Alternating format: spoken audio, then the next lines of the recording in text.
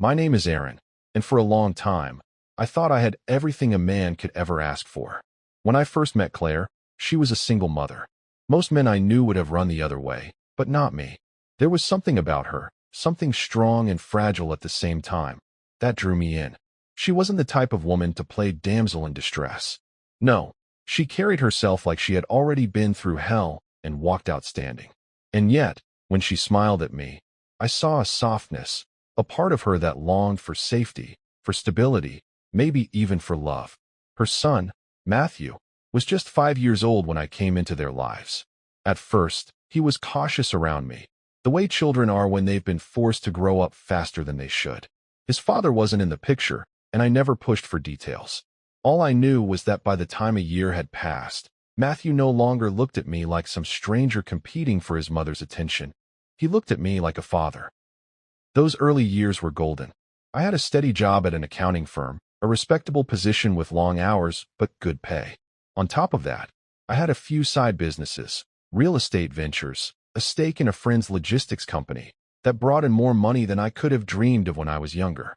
We weren't rich, not in the private jet sense, but comfortable enough to live in a beautiful two-story house in the suburbs of Toronto, to take vacations twice a year, to know that the mortgage would never suffocate us. And best of all, Claire loved me, or so I believed with every fiber of my being. We didn't just blend families, we created one. 2 years into the marriage, Claire and I had our own child together, a beautiful baby boy named Ethan. I remember the day he was born as clearly as I remember my own name. The sterile smell of the hospital, the way Claire gripped my hand until my knuckles went white, the first time Ethan's cry filled the room. In that instant, I thought, this is it. This is my purpose. This is what it means to live for someone else. But things have a way of shifting quietly, without alarms or warnings. After Ethan was born, the romance slowed. At first, I didn't think much of it.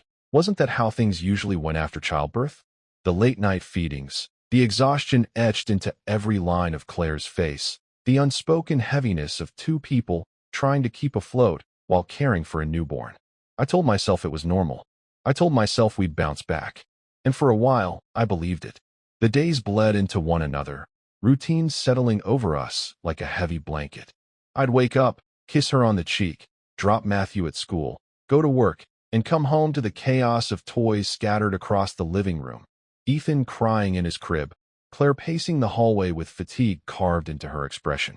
Sometimes she'd snap at me for little things, forgetting to take out the trash, leaving my shoes by the door. I brushed it off. She had a lot on her plate, and I figured it was just the pressure. What I didn't see, what I refused to see, were the cracks forming in the foundation of our marriage. I thought money would solve most problems. If Claire seemed overwhelmed, I'd suggest hiring extra help, a nanny, a cleaner.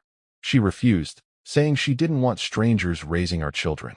If she seemed distant, I'd book a weekend getaway, just the two of us, thinking maybe we needed a break from the chaos of family life. She'd smile politely and say, maybe later. I told myself this was all temporary. Because isn't that what marriage is? A series of ebbs and flows, highs and lows. You weather the storms because you love each other. That's what I believed. That's what I clung to. Even as I began to notice little things that gnawed at me when I was alone. Like the way she sometimes stared out the window too long, as if the world outside held more promise than the one she'd built with me. Or how she laughed a little too brightly when strangers complimented her in public, then dimmed back to silence when we were alone. But love has a way of blinding you, doesn't it? So I pushed aside the unease, buried it beneath work, responsibilities, and the illusion of control. I told myself we were fine, that we'd always be fine. I didn't know then that the storm was already gathering, that the life I had so carefully built, the family I cherished more than my own breath, was about to collapse in ways I couldn't have imagined even in my darkest dreams. Looking back now, I see the signs clear as day. The distance, the fatigue, the fleeting shadows in her eyes. But back then, I was just a husband, a father, a man too content, too naive, too blinded by love to see what was coming. And if I had known, if I had recognized the storm for what it was, maybe I would have braced myself. Maybe I would have fought harder. Or maybe nothing could have stopped the destruction that was waiting for me. Because the truth is, some betrayals aren't storms you can prepare for. They're ambushes. Silent, merciless ambushes. And mine was already on its way. It was a Tuesday. A regular, ordinary Tuesday. The kind of day you forget the moment it passes because nothing about it stands out. Work had been long, and my mind was still swimming with numbers as I pulled into the driveway. From the outside, everything looked normal, the kids' bikes on the lawn, Claire's car in its usual spot. But the moment I stepped inside, my world tilted. The first thing that hit me was the silence. Our house was never silent. Not with a 7-year-old and a toddler under its roof. There was always something. A cartoon playing too loud on the TV, Ethan babbling nonsense, Claire calling out from the kitchen. But that day, nothing. The second thing I noticed was the mess. The living room looked like a war zone. Cushions strewn across the floor, a vase shattered in pieces, books scattered off the shelf as if someone had swiped at them in a rage. A cold shiver raced down my spine. "Claire," I called out, my voice cracking. No answer. I dropped my briefcase where I stood and rushed down the hallway. "Matthew." "Ethan." My footsteps pounded against the hardwood. I flung open Ethan's nursery door, empty. The crib was neatly made, untouched. My stomach lurched. God, no. I tried Claire's number. The sound of her ringtone drifted faintly through the air. I followed it like a lifeline, stumbling into our bedroom. And there it was, her phone, lying abandoned on the bed. My chest tightened. Claire never left without her phone, not even for a walk in the garden. I ran back to the living room, my heart hammering so hard it felt like my ribs might crack. Panic clawed at my throat as I yanked the front door open and stumbled into the yard. "Matthew." "Ethan," I shouted, my voice ragged. "Nothing." I pulled out my phone with shaking hands, dialing 911. As the ring buzzed in my ear, I felt a suffocating wave of dread settle over me. Was this it? The moment my life collapsed? But then, "Daddy." I froze, spun around. There, at the edge of the yard, the small wooden playhouse came alive. The door creaked open, and Matthew stumbled out, clutching Ethan by the hand. Both boys were crying. Relief slammed into me, so hard my knees nearly buckled. I ran to them, scooping them into my arms. Ethan buried his face into my chest, sobbing. Matthew clung to my shirt, his whole body trembling. "Oh, thank God, thank God," I whispered, kissing the tops of their heads. But even in that moment of relief, dread still gnawed at me. "Where's your mother?" "Matthew, where's Mommy?" Matthew's lip trembled. He glanced back at the playhouse as though making sure it was safe to speak. She got mad, Daddy," he stammered. "She was talking to herself, saying weird things. Then she started throwing stuff. She broke the vase, and she was yelling, really loud. I got scared. Ethan was crying, so I took him, and we hid in the playhouse. We didn't come out until we heard you." My throat tightened. "Talking to herself? What do you mean?" "She was saying things, Daddy. Like she was mad at someone, but no one was there. She looked scary." His voice cracked. Then she stopped, and she was gone. I stared at him, unable to form words. My wife, my Claire, talking to herself, smashing things, terrifying our children. The 911 operator's voice broke through the phone, still clutched in my hand. "Sir, hello? Do you need assistance?" Yes. My voice was frantic. "My wife is missing. My kids are safe, but my wife, she's gone. Please, you need to send someone right away." "Stay calm, sir. Officers are on the way." Minutes stretched like hours until 2 patrol cars pulled up, red and blue lights flashing across our quiet street. The officers stepped out, their hands resting lightly on their belts, scanning the scene with professional calm. "Mr. Aaron?" one of them called. "Yes," I said, clutching Ethan against me, Matthew by my side. My voice was hoarse. I called. "My wife, she's missing. She left without her phone. The house was torn apart. My kid said she was talking to herself. Angry. Then she vanished." The officer's face softened slightly. "All right, sir. We're going to need to take a statement. This sounds like a potential missing person case. Can you come with us inside?" I nodded, though my legs felt like they might give out. As we sat at the dining table, me fumbling through Claire's description, her height, her hair color, what she was wearing, the officer jotted everything down. Matthew repeated what he'd told me, his small voice shaking. When it was done, the officer leaned back, exhaling. "We'll file a missing persons report immediately. We'll put her face out on the system, contact hospitals, and alert the public. But, Mr. Aaron, I need to be honest with you." "What?" My stomach nodded. In cases like this, the first person we look at is the husband. A woman doesn't just walk out and leave her children behind. I'm not accusing you, but people will ask questions. The words stung like acid, but I barely registered them. My mind was a cyclone. My wife was missing. My children were traumatized. And the police were already looking at me like I was a suspect. It felt like the ground had disappeared beneath my feet. And yet, nothing could have prepared me for what was still to come. Because a few days later, when my phone rang again, it wasn't the police telling me they had no leads. It was 911. And the news they gave me would rip open my world in ways I never thought possible. 3 days.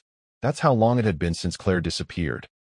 3 days of waking up to an empty side of the bed, of Ethan crying in the middle of the night for his mother, of Matthew clinging to me with wide, haunted eyes. 3 days of answering phone calls from family, neighbors, even strangers who had seen her photo on the news. And 3 days of whispers. I could feel it in the way people looked at me, even when they pretended not to. The suspicion, the judgment. A woman doesn't just vanish without a reason. Check the husband. Always check the husband. The police had been polite, professional, but I could sense the undertone. Every question they asked me carried that unspoken edge. Where was I that day? Did we argue recently? Did Claire seem unhappy in the marriage? God? The way they wrote everything down in their little notepads, as if they were just waiting for me to slip. I had stopped eating. Coffee was the only thing keeping me upright. My body felt like it was made of wires pulled too tight, buzzing, ready to snap. So when my phone rang that evening, and the screen lit up with 911, my heart nearly stopped. Mr. Aaron? The dispatcher's voice came through. Yes, I rasped. We have news about your wife. For a moment, the world tilted. My knees gave out, and I had to brace myself against the counter. Is she? The word died in my throat. I couldn't say it. She's alive, the dispatcher said. Relief surged through me so violently that tears blurred my vision. I pressed a hand to my forehead, trying to keep myself from collapsing. Oh, thank God. Thank God. But then the dispatcher's voice grew careful, deliberate. She was found in a distressed state by a licensed psychiatrist. Nearly unclothed, dirty, wandering aimlessly. He admitted her against her will to his psychiatric care facility. You're lucky, sir. Most cases don't end this way. She's alive and in professional care. The relief curdled into confusion. Psychiatric care? What are you saying? She's sick. Mr. Aaron, I'm sending you the facility's address. You can speak with the attending physician yourself.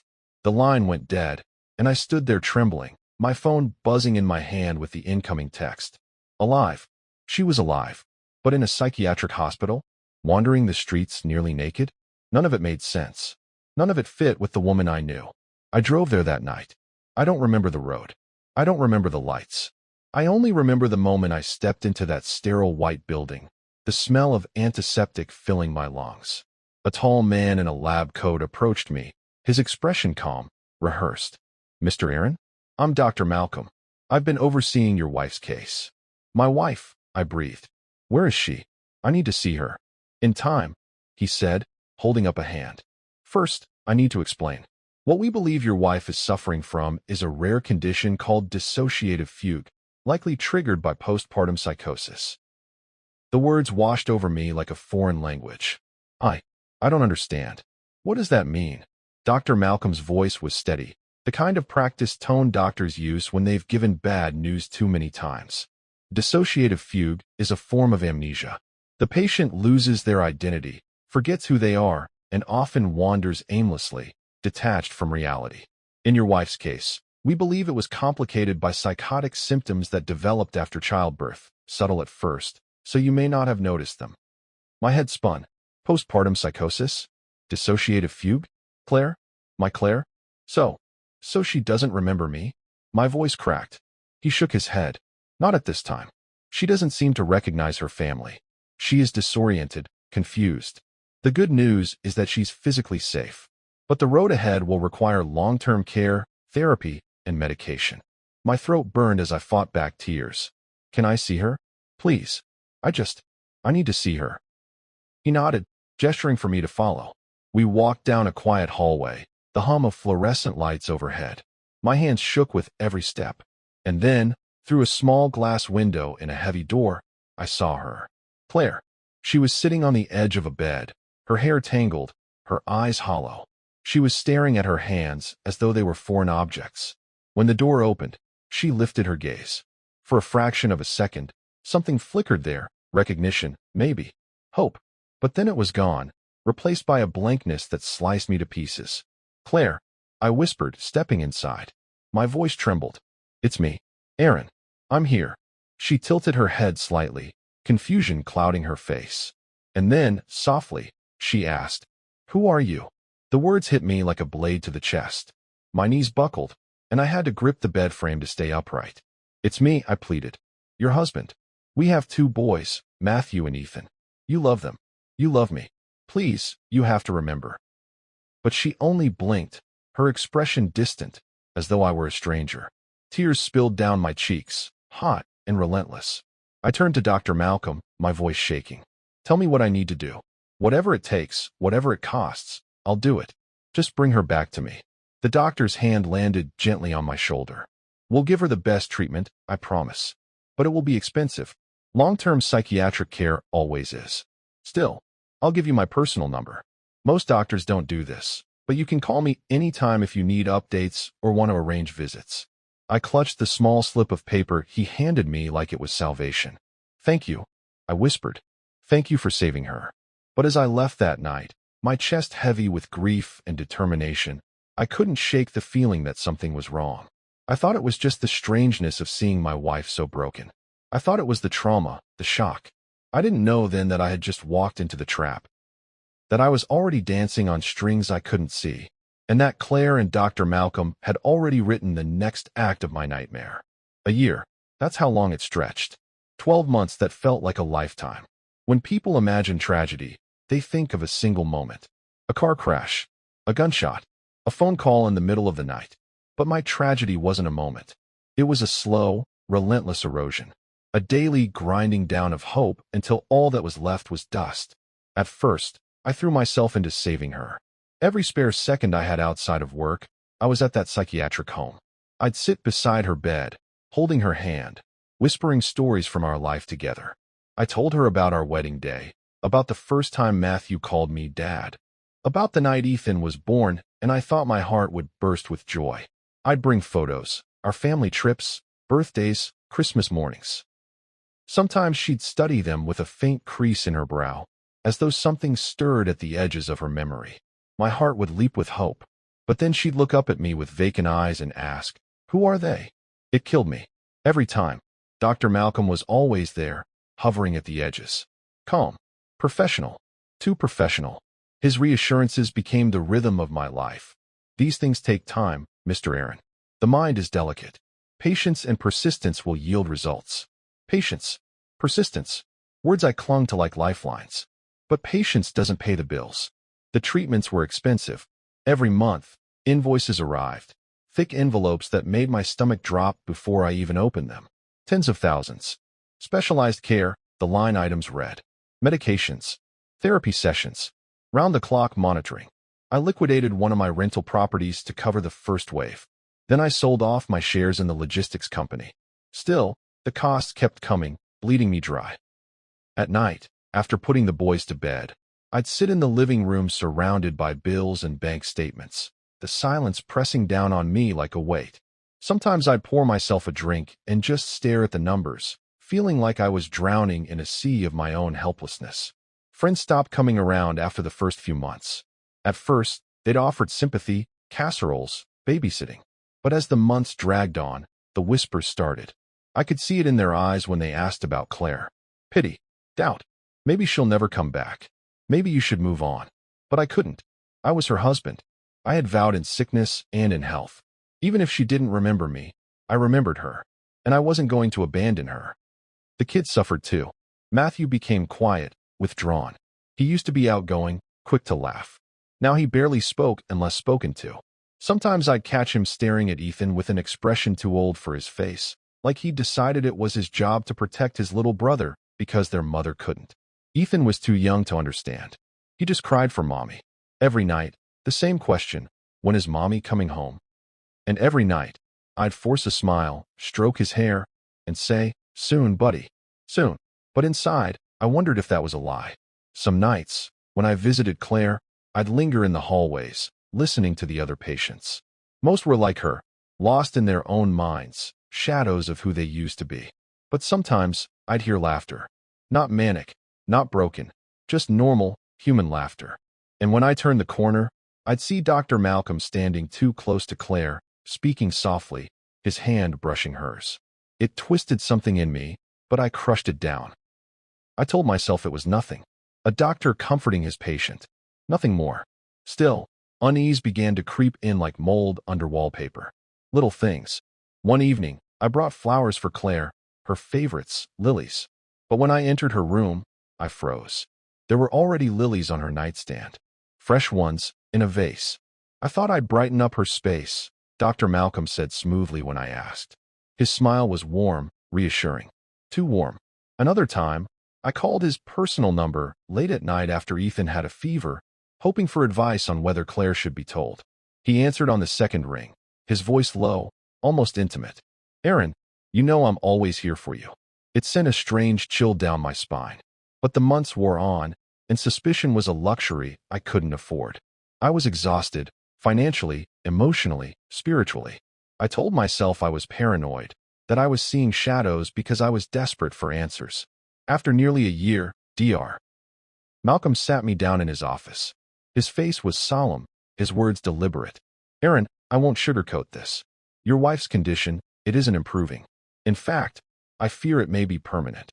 The air left my lungs. Permanent. She doesn't remember who she is. Her sense of self, her identity, is fragmented beyond repair. In cases like this, long-term residential care is often the only option. She'll need to be supervised indefinitely. Indefinitely. The word rang in my ears like a bell tolling the end of something sacred. I left that night hollow, my body numb, my mind spinning. I thought I had lost Claire to her illness. That my marriage, my family, my life as I knew it was over. I thought the worst had already happened. But the truth? The worst hadn't even begun. Because within weeks, a single online post would tear the blindfold from my eyes and show me the betrayal hiding in plain sight. It happened on an ordinary evening, the kind where exhaustion weighed so heavily on me I barely remembered my own name. The boys were finally asleep. Ethan curled up, clutching his blanket. Matthew awake longer than he should have been, staring at the ceiling as though he carried worries far beyond his years. I kissed them both, whispered, "I love you," and retreated to the silence of the living room. I sat down with my laptop. Normally, I avoided social media. Too many happy families. Too many smiling wives with husbands who hadn't been broken open. But that night, for reasons I can't explain, I opened it anyway. And there it was. A post. Just another grief-soaked confession in a world full of them. A man pouring his heart out about losing his wife to a rare psychiatric condition. Dissociative fugue. The same words Dr. Malcolm had whispered to me. He wrote about the pain of raising a newborn alone, about how his wife didn't remember him, how she wandered through life like a ghost of who she once was. His words echoed mine. His grief mirrored mine. My chest tightened with empathy. For the first time in months, I felt less alone. Until I saw the photo attached. And my heart stopped. The woman in the picture, the wife he claimed was lost to dissociative fugue, was Claire. My Claire. She wasn't hollow-eyed or broken. She wasn't sitting on the edge of a sterile bed staring into nothing. She was sitting in a cafe, laughing, her hair shining in the sunlight, her face alive in a way I hadn't seen in years. Alive, vibrant, whole. The caption below the photo twisted the knife deeper. "Even though she doesn't know me anymore, I'll never stop loving her. Please keep us in your prayers." My vision blurred. For a moment, I thought maybe I was hallucinating, that sleep deprivation had finally broken me. But no, the date on the post was clear. Just a few days ago, while I sat by her empty bed at the facility, while I poured my savings into treatments, she had been out in the world, laughing, living, with someone else. My stomach turned. The room spun. I closed the laptop and opened it again, hoping the image would vanish. But it didn't. It was still there, like a wound carved into reality. My first thought was denial. It can't be her. It can't. But I knew her face better than I knew my own. The curve of her smile, the freckle by her lip, the way her eyes lit when she laughed. That was Claire. My Claire. Only she wasn't mine anymore. She never had been. The realization hit like a blow to the chest. The late-night whispers with Dr. Malcolm. The lilies on her nightstand. The way his hand brushed hers. His personal number. His too familiar tone. The endless invoices draining me dry. It all collapsed into one terrible, undeniable truth. I had been played. Claire wasn't sick. She never was. The psychosis, the fugue. It was all an act. A performance. A scheme. And I had been the perfect audience, sitting there like a fool, applauding, paying, begging for more. My grief turned to rage so fast I nearly shook apart. That night, I didn't sleep. I sat in the dark, the glow of the laptop searing into my retinas as I dug through the man's post. His name was tagged. His location. His profile. A different city, but not far. The pieces were falling together too neatly, too perfectly. I needed answers. Proof. So I hired a private investigator. His name was Daniel, a man with the kind of hard face and tired eyes that told me he'd seen it all. When I told him my story, he didn't blink, didn't question my sanity. He just leaned back in his chair, lit a cigarette, and said, "Give me a week." He didn't need a week. 4 days later, he slid a folder across the table at me in a quiet diner. I opened it with trembling hands. Inside were photographs, documents, printouts of bank transfers, emails, travel itineraries. And at the center of it all, Claire. Claire with Dr. Malcolm, boarding a plane to Spain. Claire in restaurants. Claire on beaches, her laughter frozen in stolen frames while I sat alone in a hospital room believing she didn't even know my name. The paper trail was meticulous. Payments from my accounts, siphoned through the facility into shell companies tied to Malcolm. Vacations paid for with my money. A life built from my ruin. The final blow was a letter Daniel had uncovered, an old email exchange between Claire and Malcolm, dated before I had even met her. They had known each other. They had planned this. I was never her salvation. I was her target. I stared at the evidence until my vision blurred with tears of rage. The betrayal was total, complete, absolute. I thought of my children, the lies they'd been fed, the tears they'd shed for a mother who had abandoned them not to madness, but to greed. Something in me hardened that night. I wasn't just a grieving husband anymore. I wasn't a fool pouring his life away for a woman who had gutted him. I was something else now, a man with nothing left to lose. And men like that? They're dangerous. Because when you strip everything away, love, trust, hope, what's left is a cold, focused fire. And mine was burning. I always thought revenge would feel hot, like fire, like rage consuming me until I couldn't think straight. But when the truth settled in me, when Daniel's folder lay spread across my kitchen table under the dim glow of a single bulb, it didn't burn. It froze. A calm, precise coldness seeped into my bones, the kind that made my hands steady and my thoughts sharp. For the first time in a long while, I wasn't drowning in grief or stumbling blind through betrayal. I could see, and what I saw was a plan. I knew one thing for certain. I couldn't let them suspect me. If Claire or Malcolm caught even a whiff of what I'd uncovered, they'd vanish again, like smoke between my fingers. So I kept visiting. Every Thursday evening, I drove to the facility, walked down those sterile halls, and sat by her bed. Claire would stare past me, eyes glassy, voice barely above a whisper. The performance never faltered. And I played my part, too. I held her hand. I told her stories about the kids. I let my voice tremble with false hope. I signed the checks. All the while, I knew that when she wasn't here, she was out there, dining in Paris, swimming in Barcelona, laughing on some sunlit terrace with the man who had carved my life to pieces. And the thought no longer destroyed me. It fueled me. Daniel and I worked in silence, two hunters stalking prey. He uncovered offshore accounts linked to Malcolm. He traced shell companies. He gathered photographs of Claire in cities she was never supposed to have visited. I started my own hunt, too. I learned how to request copies of my bank statements, how to flag unauthorized transfers. I built a file thicker than my old tax ledgers, every page a nail in their coffin. But evidence alone wouldn't be enough. They were clever, slippery. I needed them caught in the act. I went back through Claire's online traces, studying her patterns. Posts she liked, accounts she followed. And there it was, an anonymous profile tied to Malcolm, where they flaunted their travels under false names. One night, under Daniel's guidance, I created a fake account. A woman, wealthy, lonely, interested in alternative treatments abroad. I dangled it carefully, commenting on their posts, dropping hints of money to burn. And just like that, Malcolm bit. Private messages turned into video calls.